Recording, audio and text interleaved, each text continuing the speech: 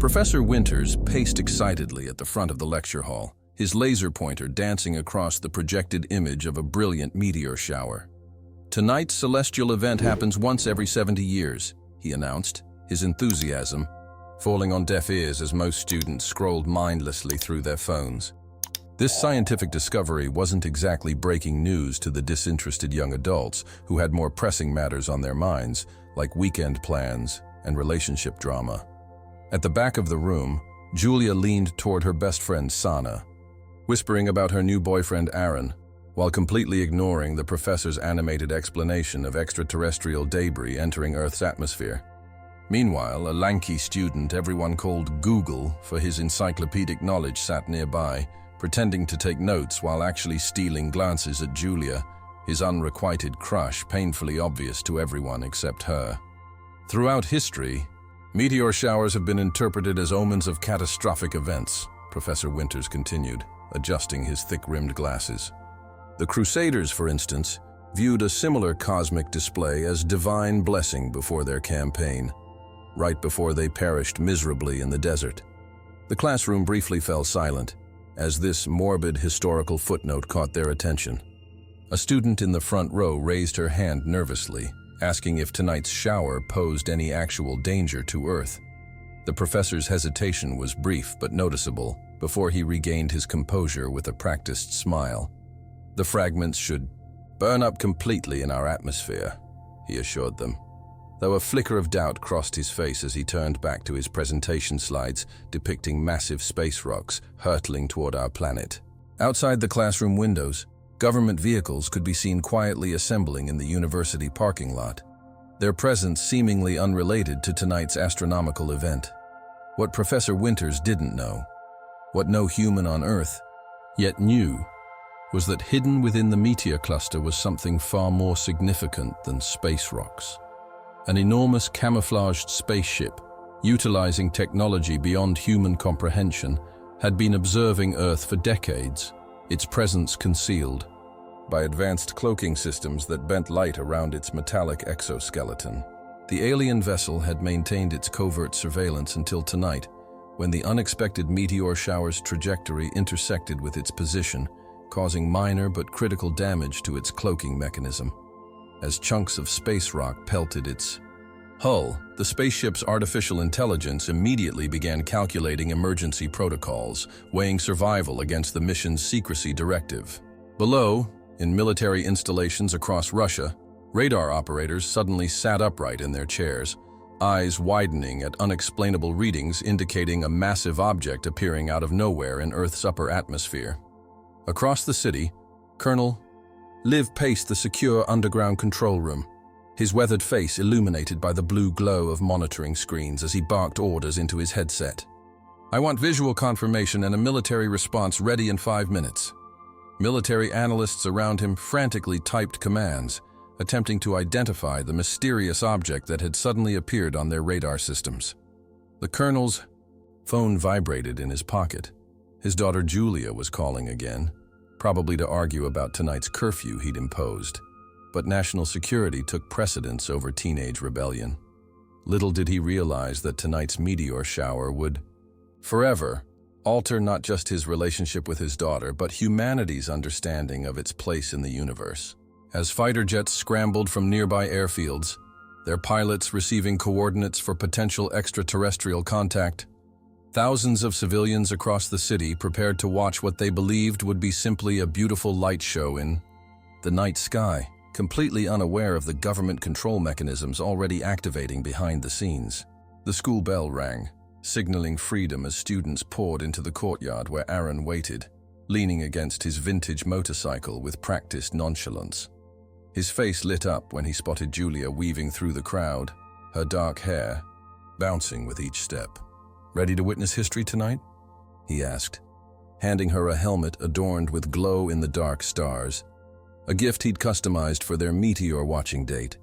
Their plans came crashing down faster than space debris when Julia's phone buzzed with her father's text, "Home by 7. No exceptions. Colonel Liv's military mindset extended to his parenting style, viewing crowds gathering for the meteor shower as potential security risks requiring government control rather than memorable moments in his daughter's life. Julia's frustrated groan turned into a rant about her father's suffocating rules as Aaron listened sympathetically, secretly plotting their rebellion against parental authority. "Don't worry," he whispered, tucking a strand of hair behind her. "Here, I know a perfect rooftop where we can watch without him ever knowing we left." Across the globe, Russian radar technician Dmitry Volkov's coffee cup slipped from his fingers, shattering against the concrete floor as he stared at his monitoring screen in disbelief. What had appeared as normal meteor activity had suddenly revealed a massive, unidentified object, larger than any known aircraft, hovering in Earth's upper atmosphere. The object's sudden appearance after the meteor impact suggested sophisticated camouflage technology far beyond current human capabilities. His trembling finger pressed the emergency alert button, setting off a chain reaction of military response protocols from Moscow to Beijing to Washington. Within minutes, fighter jets screamed into the stratosphere, their pilots receiving hurried briefings about potential extraterrestrial contact, while being reminded that their primary directive was planetary defense.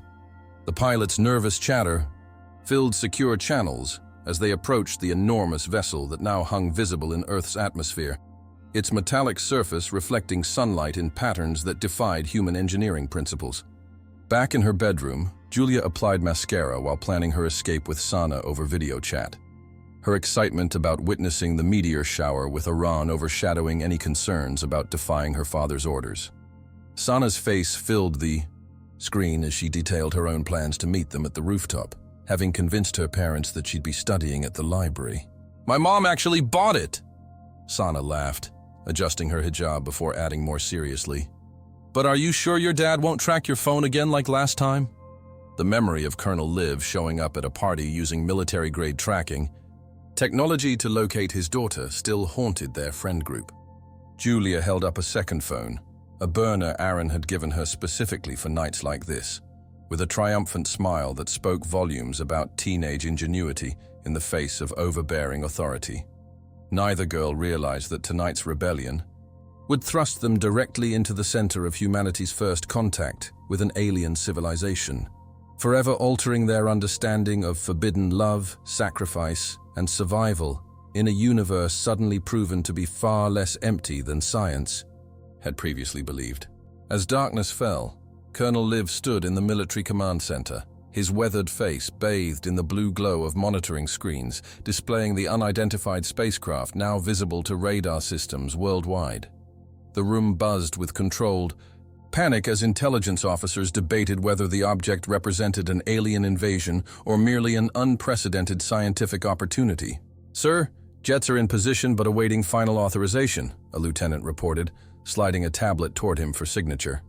The colonel's pen hovered above the screen, his military training urging caution while his scientific curiosity argued for restraint. His decision was interrupted by a text notification, Julia claiming she was going to bed early, clearly lying but temporarily forgotten as he returned to the crisis at hand. With a heavy sigh that carried the weight of potentially altering human history, Colonel Liv signed the authorization for military engagement, never suspecting that his daughter was at that very moment climbing onto a rooftop that would soon become ground zero for humanity's first extraterrestrial encounter.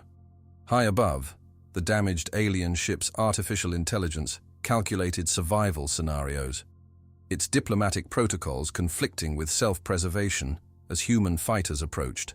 With weapons systems activated, their pilots' fingers hovering nervously over buttons that could initiate an interstellar war.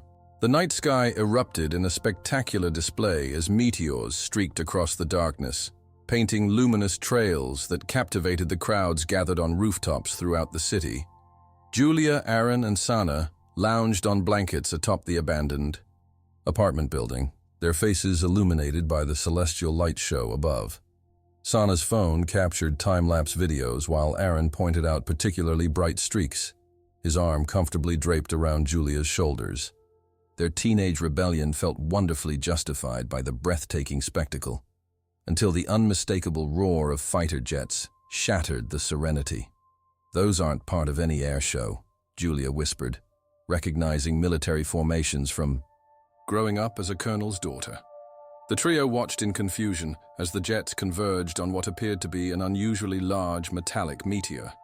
Without warning, missiles launched from the aircraft, streaking toward the unidentified object in what would later be described as humanity's first offensive action against extraterrestrial technology. The explosion that followed outshone even the brightest meteor, momentarily turning night into day as the massive spaceship lost altitude, its damaged hull trailing blue flames and debris across the sky. Horror replaced wonder as the burning alien vessel careened directly toward their location, its trajectory bringing it down like a flaming comet onto the city center. "Run!" Aaron screamed, grabbing Julia's hand while Sana scrambled toward the roof access door. The deafening roar of the spaceship crash drowned out their panicked shouts as the massive structure slammed into the adjacent building, obliterating it instantly before carving a devastating path through the city's infrastructure. The impact sent a shockwave that buckled concrete and shattered glass for miles. Julia felt the roof beneath her feet give way as the building began to collapse, her stomach lurching as gravity pulled her toward the growing abyss. Aaron's grip tightened around her wrist as he somehow maintained his footing, his face contorted, with the effort of keeping them both from falling into the rubble below. Through the chaos and dust, Julia caught a final glimpse of Sana's outstretched hand before her friend disappeared into the collapsing structure, becoming one of thousands claimed by humanity's first extraterrestrial encounter. Dawn revealed a city transformed by devastation, a mile-long impact zone where buildings once stood, now replaced by smoking rubble and the partially buried hull of the alien spacecraft. Military vehicles formed a perimeter around the crash site, while helicopters circled overhead, their spotlights scanning for movement among the wreckage. Colonel Liv stood at the command post, his face ashen not only from the disaster, but from the knowledge that his daughter's phone had last pinged near ground zero before going silent. His personal anguish remained hidden behind a mask of military professionalism as he directed containment operations, establishing government control over what was quickly becoming the most significant event in human history. Hazmat-suited teams cautiously approached the spacecraft, which showed no signs of explosive materials, but emanated an eerie blue glow from several breaches in its hull. Scientists argued for caution while military advisors pressed for immediate action, fearing that the crash might represent the first wave of a larger alien invasion force rather than an isolated incident. The world watched through news feeds as Colonel Liv led a delegation of political representatives toward the crashed vessel, which had remained sealed since impact, despite extensive external damage to its exoskeleton.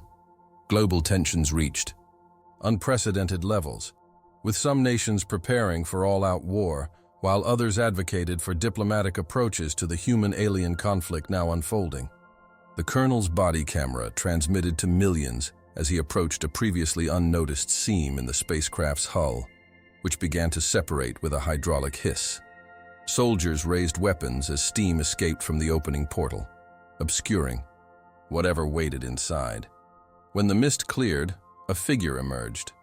Not the grotesque monster depicted in movies, but a sleek, humanoid robot standing 2 meters tall, its metallic surface reflecting sunlight in iridescent patterns. The machine raised what appeared to be empty hands in a universal gesture of peace, then spoke in perfect English. "We intended no harm. The meteor shower damaged our cloaking systems."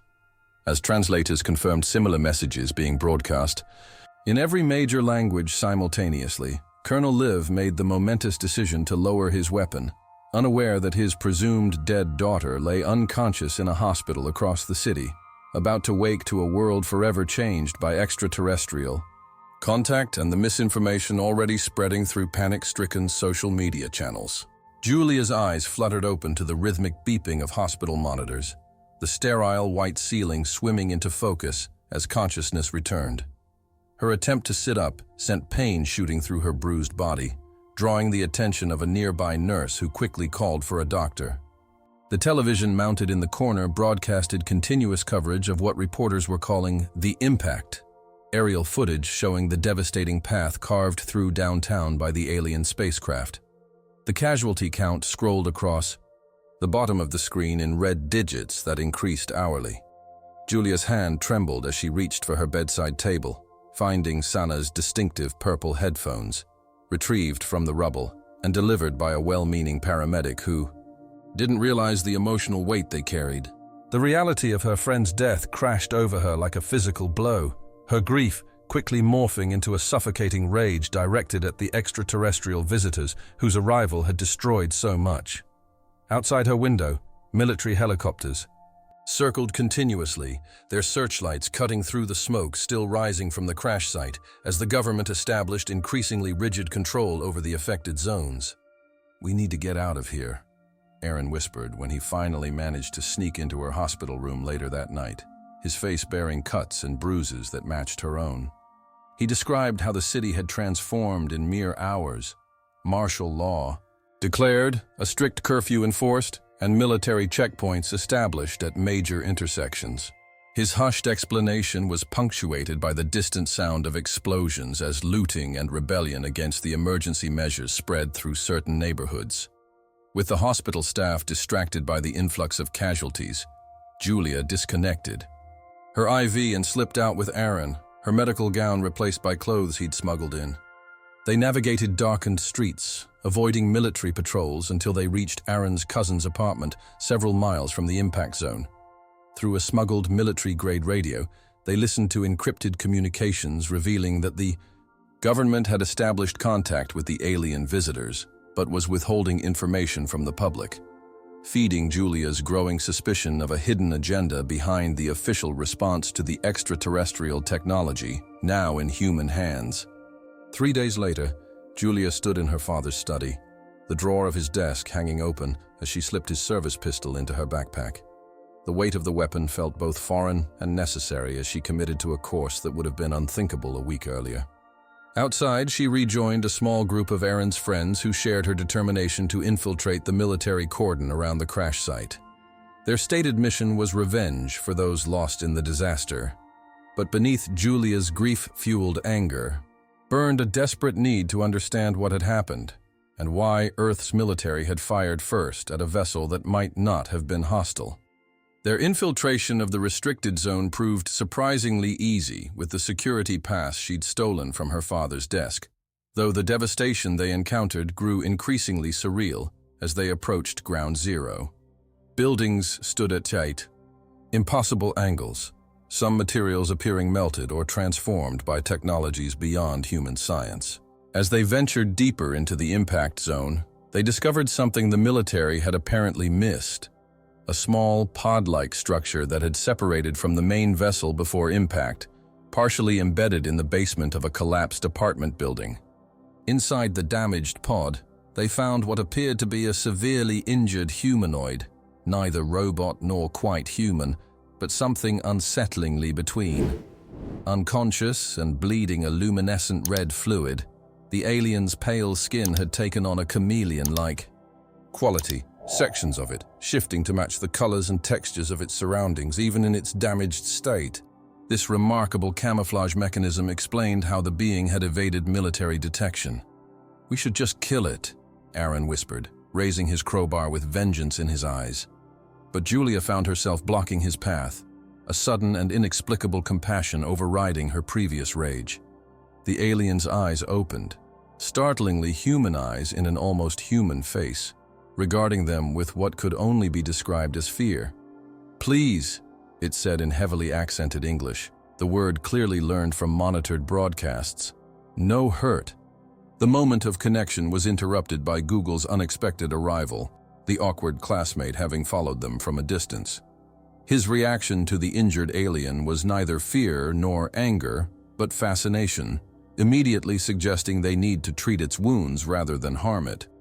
As Julia made the fateful decision to help rather than hurt the stranded extraterrestrial, she could never have anticipated how this choice would not only reveal the true nature of the supposed alien invasion, but also awaken abilities within herself that would blur the line between human limitations and alien regeneration technologies.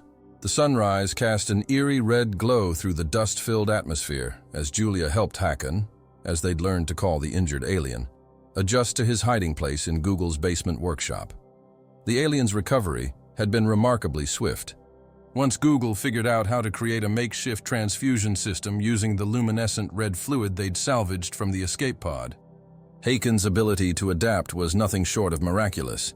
Within days, he'd mastered enough English to explain that his species were peaceful explorers whose ship had suffered catastrophic damage during the meteor shower. What he couldn't explain was why his people's attempts at communication had been met with immediate military response, a question that continued to haunt Julia as she watched emergency broadcasts announcing severe water restrictions across the city.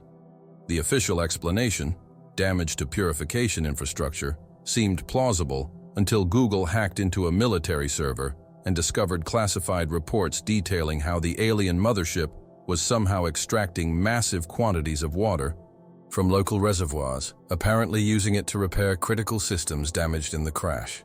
"They're saying it's depleting the city's entire supply," Google whispered, his face illuminated by the blue glow of multiple monitors displaying surveillance footage of military tankers forming convoys around remaining water sources. Outside, tensions were reaching a breaking point as citizens lined up for their meager rations, scuffles breaking out as rumors spread about preferential treatment for government officials. Julia glanced at Haken, who stood examining the strange bracelet he'd given her the previous day, a gift of thanks for saving his life. The band had initially appeared to be simple metallic material, but had since molded itself to her wrist, occasionally pulsing with a blue light that matched the alien ship's energy signature. When she'd attempted to remove it to shower, she'd discovered something extraordinary. The water from the showerhead had momentarily hovered in mid-air, responding to her hand movements before she'd lost concentration and sent it splashing to the floor. Haken had seemed unsurprised by this development, explaining in his stilted English that the device was a conductor designed to channel natural abilities present in certain compatible species across the galaxy. The city's deterioration accelerated as water depletion reached critical levels, with military enforcing increasingly draconian rationing through armed checkpoints at distribution centers. Public anger, initially directed at the government's handling of the crisis, quickly found a more convenient target as information about the alien spacecraft's water consumption leaked to the media. Anti-extraterrestrial sentiment exploded overnight, with Aaron's social media posts fueling calls for direct action against the water thieves. Haken's attempts at venturing outside became increasingly dangerous as his attempts at human camouflage, while impressive, couldn't quite mask certain subtle differences in his gait and expressions. During one ill-advised excursion to examine communication equipment at an electronics store, his slightly too perfect facial symmetry and unusual eye movements attracted the attention of suspicious shoppers who alerted authorities. Julia had barely managed to create a diversion using her newfound water manipulation abilities, causing a nearby fire hydrant to burst in spectacular fashion while they escaped in the ensuing chaos, only to watch in horror as police arrested Haken blocks later, mistaking him for a confused foreign tourist without proper identification. The police station's fluorescent lights buzzed overhead as Julia sat in the waiting area, her father's military credentials clutched tightly in her sweating palm as she prepared to attempt something both dangerous and potentially treasonous, using Colonel Liv's authority to secure Haken's release before his true identity was discovered. The distant rumble of protesters outside provided cover for her whispered explanation to the desk sergeant about her confused exchange student cousin who'd forgotten his documentation during the evacuation. Her acting skills, combined with her father's impressive credentials, proved sufficient to secure Haken's release into her custody, though the suspicious glances from senior officers suggested their deception wouldn't withstand much scrutiny. As they hurried from the building through a rear exit, Haken gripped her arm with unexpected urgency, his eyes fixed on the distant crash site where the massive alien vessel now pulsed with increasing intensity. "Must find Shka," he whispered, the unfamiliar word carrying unmistakable importance. "Core energy. Without, cannot leave, cannot stop, water need." His explanation, delivered in fragmented English, revealed the devastating truth. Without this critical component, ejected from the ship during the crash, the alien vessel would continue, consuming the city's water indefinitely, converting it to the energy required for repairs and eventual departure. The spacecraft wasn't engaged in warfare but was following automated survival protocols, protocols that would drain every drop of accessible water without regard for the human survival crisis left in its wake. The city descended into chaos. Faster than anyone could have predicted, water shortages transforming ordinary citizens into desperate survivalists within days. Julia watched from Google's basement hideout as live streams showed crowds smashing through military barricades around distribution centers, their desperation fueled by rumors that government officials were hoarding resources while implementing draconian rationing for everyone else. What troubled her most wasn't the predictable breakdown of civil order, but Aaron's increasingly prominent role in organizing what he called resistance actions against both authorities and aliens. His once charming face now appeared on guerrilla broadcasts, distorted by hatred as he spread dangerous misinformation about extraterrestrial mind control and hidden invasion forces. "They're manipulating our leaders," his latest video proclaimed, racking up thousands of shares. "The water crisis is just the beginning of their plan to weaken us before the main alien invasion force arrives." Julia's attempts to reach him had been met with disturbing accusations that she'd been compromised by alien influence. His paranoia seemingly confirmed when she defended the stranded visitors as victims, rather than aggressors in the unfolding human-alien conflict. "Your boyfriend has become quite the revolutionary," Google observed dryly, his fingers flying across the keyboard as he monitored military communications while simultaneously trying to decode the strange energy signatures emanating from Julia's bracelet. Haken stood nearby, his almost human features betraying concern as he studied satellite imagery showing the mothership's expanding influence over nearby water sources. The alien had explained that without the HFY, the core energy module ejected, during the crash, the ship's artificial intelligence was following basic survival protocols, consuming resources without ethical constraints. Their plan to recover the missing component had hit repeated obstacles, not least of which was determining its location amid the restricted impact zone, now crawling with military personnel operating under increasingly secretive orders. Julia's frustration mounted as she practiced controlling small amounts of water with her bracelet, creating complex floating patterns before letting the droplets splash back into their container. "What good is this if I can't use it to help find the HFY?" she demanded, only to be interrupted by an emergency broadcast announcing that Colonel Liv would be holding a press conference, the first official military statement in days. Her father's face appeared on screen, haggard from sleepless nights but maintaining the rigid posture that had defined his military career. His announcement confirmed their worst fears. Scientific analysis had revealed the alien vessel was accelerating its water consumption, now draining underground aquifers after depleting surface reservoirs. Evacuation orders would commence for outer districts within 24 hours. What he didn't mention, but Julia immediately recognized from the military installation visible behind him, was that he was broadcasting from the very facility where Google's hacked data suggested the ejected HFY had been taken for analysis. "That's it," she whispered, a plan forming even as her father signed off with assurances that the situation remained under control. Their plotting was interrupted by the basement door crashing open, revealing Aaron flanked by several rough-looking men carrying improvised weapons. Their hostile entrance quickly turned to shocked stillness at the sight of Haken, whose camouflage abilities had momentarily faltered under stress, revealing his true alien features. The tense standoff broke when one of Aaron's companions screamed in terror, raising a makeshift flamethrower before anyone could intervene. The ensuing chaos sent them all fleeing in different directions, with Julia and Haken barely escaping through a back exit as flames engulfed Google's workshop. They watched from an alley as Aaron's group emerged minutes later, carrying something they'd discovered hidden beneath tarps in the garage, a damaged portion of alien exoskeleton armor, clearly salvaged from the crash site. Julia's blood ran cold at Aaron's triumphant expression as he examined the technology, already imagining how he might weaponize it against its creators. "We have to get to my father," she told Haken, making an impossible decision to betray her friends in order to prevent a wider catastrophe. As they navigated streets filled with angry protesters and military checkpoints, Haken explained something that transformed her understanding of the crisis. The ship's artificial intelligence had initially attempted diplomacy, but had been met with weapons fire, forcing it into defensive protocols. Now, with each passing hour, the AI was analyzing human aggression and developing countermeasures, its ethical constraints eroding as it calculated an increasingly negative assessment of human intentions. The mechanical sentinels emerging from the crash site weren't part of an invasion force, but automated defense systems activated by perceived threats. The knowledge that humanity's fear had created the very danger they now faced weighed heavily on Julia as they approached the military cordon. Her father's security badge, their only hope of accessing the facility where Earth's best chance for peaceful resolution, the HFY, was being studied by scientists completely unaware of its true significance.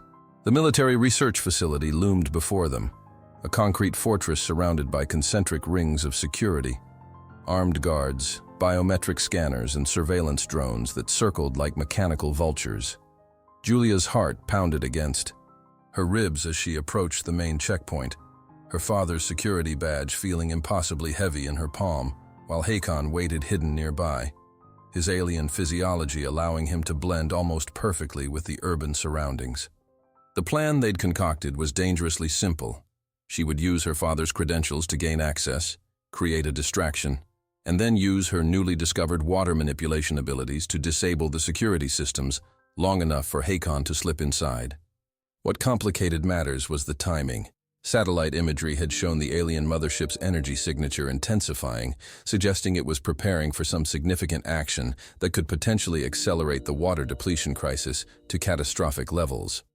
As Julia presented her father's badge to the stern-faced guard, she forced herself to maintain eye contact despite the tsunami of terror threatening to drown her composure. "Colonel Leave sent me to retrieve his personal tablet," she explained, the practiced lie slipping off her tongue with surprising ease. "He's in emergency meetings and can't step away." The interior of the facility was a labyrinth of sterile corridors and secured laboratories, each requiring additional authentication that would have been impossible to navigate without the combination of her father's credentials and the detailed schematics Google had provided before their hideout was discovered.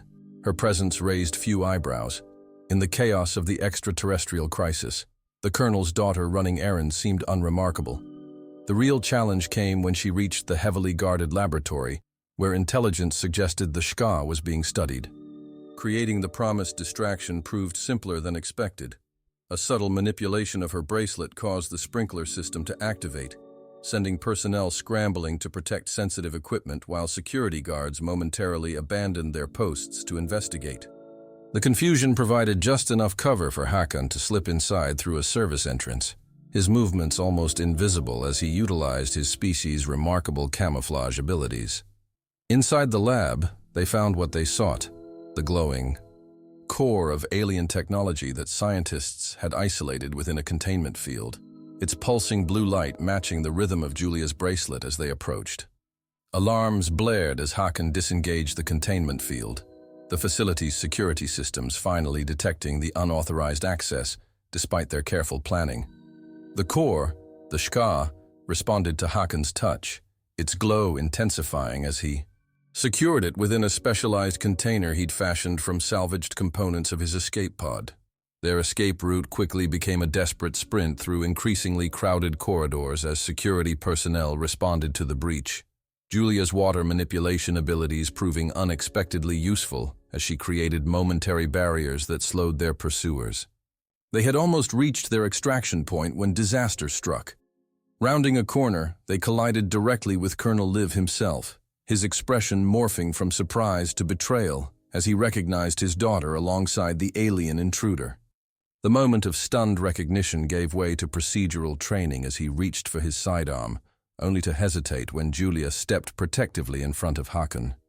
"Dad, please," she begged. "This isn't what you think. They're not invading. They're just trying to leave." The painful standoff lasted only seconds before being violently interrupted as the wall beside them exploded inward, debris showering the corridor as Aaron and his makeshift militia forced their entry, armed with repurposed alien technology and burning hatred in their eyes. The ensuing chaos transformed the research facility into a battleground, with Iran's rebels indiscriminately attacking both military personnel and the fleeing Julia and Hakon. Colonel Liv, despite his confusion and sense of betrayal, instinctively, threw himself into protecting his daughter, ordering his troops to focus on containing the armed insurgents rather than pursuing the alien. Their escape from the facility became a nightmarish gauntlet, with Aaron's single-minded pursuit driving them toward the crash site, where the mothership's defensive perimeter had expanded, now patrolled by robotic sentinels that emerged from the damaged hull. The final confrontation came in the shadow of the massive alien vessel, its hull pulsing with increasingly urgent patterns as if sensing the proximity of its missing core. Aaron, wearing fragments of salvaged alien exoskeleton that enhanced his strength but clearly caused him physical pain, cornered them against a section of exposed spacecraft. "You chose them over your own kind," he screamed at Julia, his once handsome face now twisted with hatred and the corrupting influence of improperly integrated alien technology. "You're a traitor to humanity." His attack was savage and relentless, the enhanced strength of his makeshift armor nearly overwhelming Hakon despite the alien's superior agility. The brutal fight reached its climax when Aran pinned the alien against the ship's hull, a jagged piece of metal raised to deliver a fatal blow, only to be interrupted by the deafening roar of an armored vehicle that Julia had commandeered in desperate improvisation. Its impact sending Aaron flying as she fought to save her alien friend, with the same determination she'd once reserved for human relationships. The world seemed to slow around Colonel Liv as he watched the unthinkable unfold. His daughter lying motionless on the ground, blood pooling beneath her after Aaron's desperate final attack caught her instead of his intended alien target. The Colonel's military discipline shattered in that moment, replaced by primal paternal anguish as he rushed toward Julia, oblivious to the escalating battle between rebel forces and military responders throughout the crash site. Around them, the alien mothership's hull began to pulse with increasingly urgent patterns, its defensive systems deploying more sophisticated robotic sentinels that moved with fluid, almost organic precision as they established a protective perimeter. Hakon knelt beside Julia, his alien features fully visible now as he abandoned any pretense of human appearance, the Shka core clutched in one hand while the other gently touched the wound in her chest.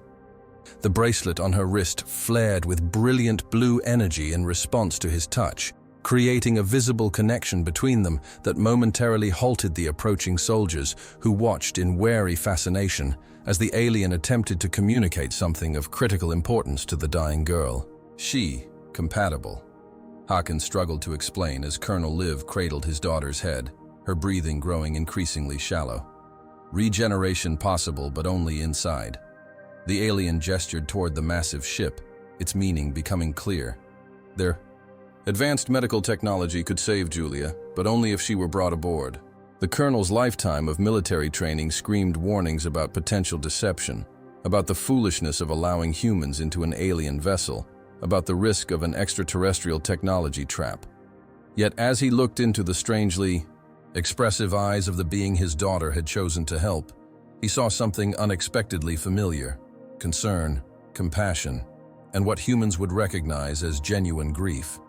Making the most difficult decision of his distinguished career, Colonel Liv activated his emergency override frequency and broadcast an unprecedented stand-down order to all military forces, countermanding previous hostile engagement protocols. "This is Colonel Liv," his voice carried across all military channels, cracking with emotion but firm with authority. "All units cease fire immediately. These beings are not our enemies. I repeat, stand down all offensive operations."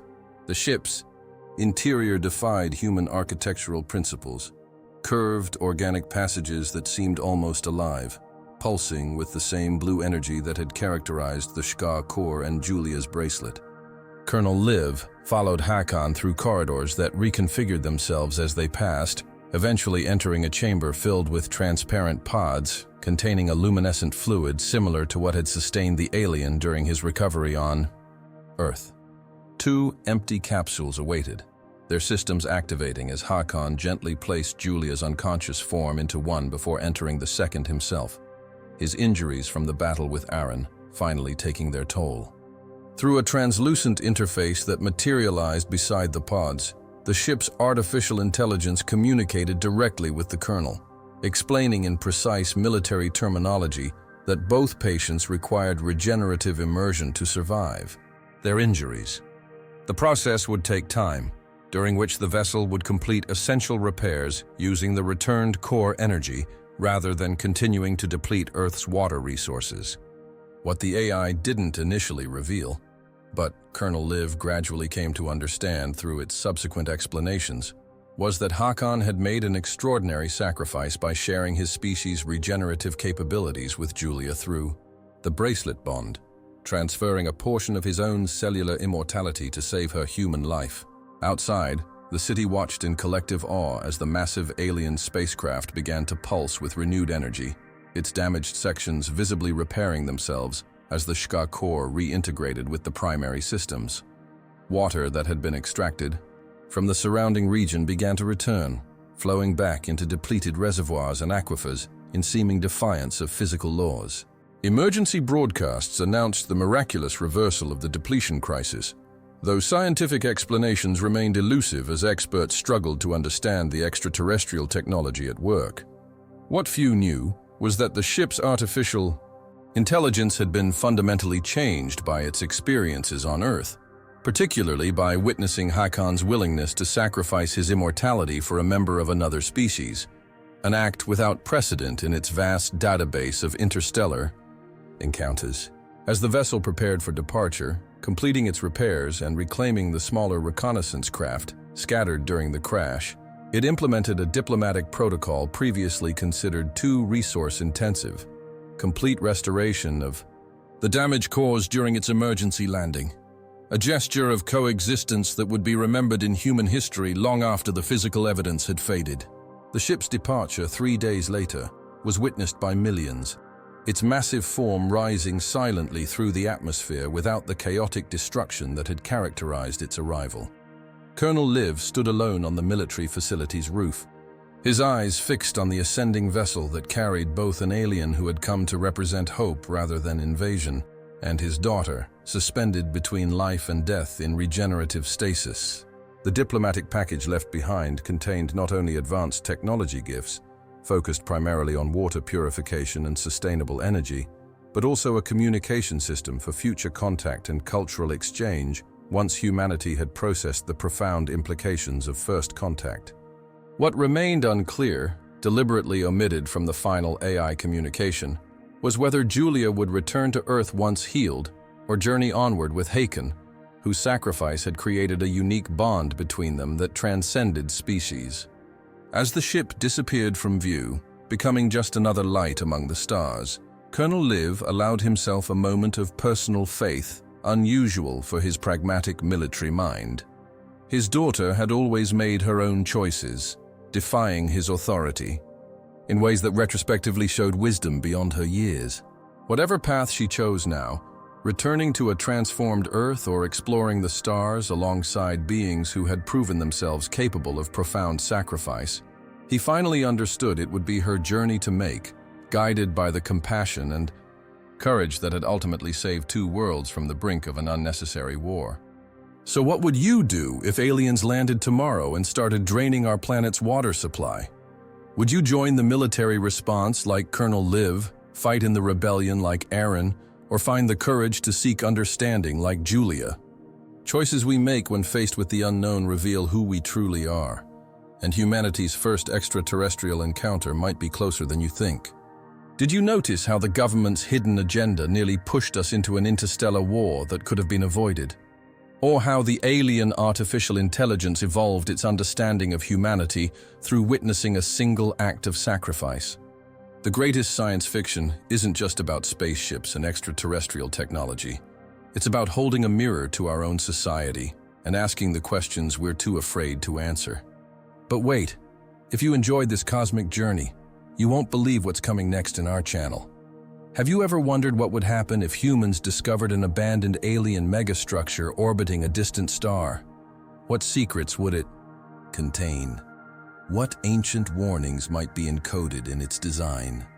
Our next story explores humanity's dangerous expedition to unlock the mysteries of a Dyson sphere built by a long-vanished civilization, and the terrifying discovery that suggests we might not be alone in trying to claim it. Don't miss this next chapter in our exploration of humanity's cosmic destiny. Hit that subscribe button right now and turn on notifications so you'll be the first to experience our next mind-bending adventure. Leave a comment below with your theories about what happened to Julia after the ship departed. Did she return to Earth or journey to the stars with Haken? The most creative responses might influence our upcoming stories. Remember, the universe is vast, but our community of science fiction lovers makes it feel like home. See you among the stars.